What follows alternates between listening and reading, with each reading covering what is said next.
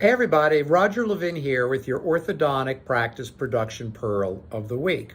I was recently at a symposium of orthodontists and I was on a panel, and one question that was addressed to me was, quote, "Is it okay to give discounts?" unquote. And they didn't mean from the legal standpoint, because it's okay to give discounts legally. The question was about, how do you look when you give discounts? And I would estimate this orthodontist was probably about 55 years old. So I understood the perspective, which is, if I give a discount, am I going to look cheap? Does it lower the value of the work that I do? Well, that's a very old school mentality. And I want to encourage all of you, look young, feel young, get mentors to stay young, get experts to guide you, but don't just buy in to the way it used to be. And the way it used to be was, there was a lot of thinking that if you gave a discount, it cheapened your services. It was never true, by the way, but it was kind of a pervasive thought. I think discounts can be great, especially in ortho, where we have shoppers, the number of offices they're visiting is going up, and we're going to see more competition and challenge in ortho, so we've got to be sharper than ever before. Now, one type of discount are financial options, and patient financing is more important than ever before. Why?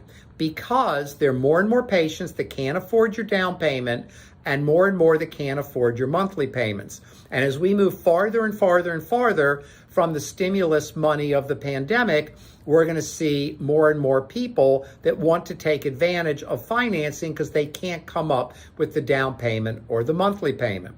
The second way is your payment plan. As I've encouraged, be careful with having high down payments. A lot of people cannot pay them. The lower the down payment, the lower the barrier of entry.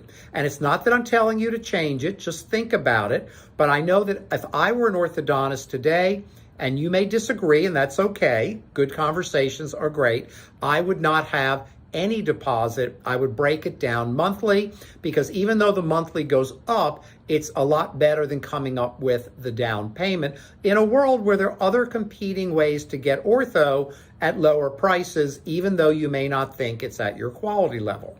The third way is an actual discount. You're going to get more and more people negotiating with you. And I have to tell you, most treatment coordinators are not prepared for negotiation. They need to learn some basic negotiation skills, and they need to be empowered to give a discount of up to X percent, 5% or 10%, whatever you decide with your TC. You don't want them having to run back to the doctor and get permission and interrupt the day, and then the doctor says no, and they've got to deliver. By the way, when they come back from a no and deliver bad news, you can be pretty assured that patient's going to go somewhere else. You need to handle it with the patient. Mrs. Jones, we would love to have you as a patient. I can offer you a 5% courtesy. She might have asked for 10, she might have asked for 5, she might have asked for 20. But when you can negotiate, give a little bit to have someone stay, guess what? It's higher production for the practice, and you still have a very healthy profit margin. As always, I wish you increased practice production every year.